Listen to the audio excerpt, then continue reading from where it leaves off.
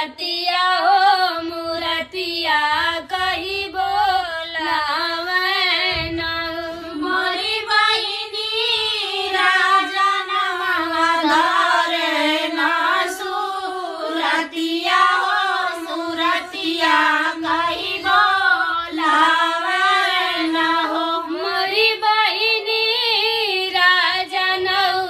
धरला सूरतिया हो मूरतिया कही बोलावला मोरी बहिनी राजा धरला सूरतिया मूरतिया कही बोलावला जैसे विंध्याचल के देवी सब लोग पूजेला ओ मोरी बहिनी वैसे पूजेला राजा मोर होत पूत जय जनम लेने मोरी बहिनी वैसे पूजेला राजा होत पूत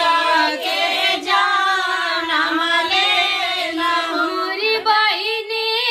वैसे पूजला राजा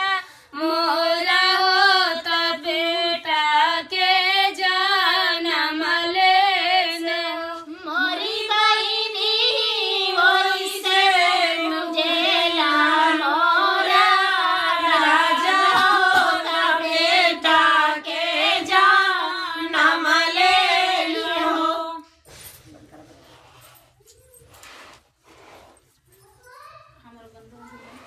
एक भी आए का क्या लोगों ने हमके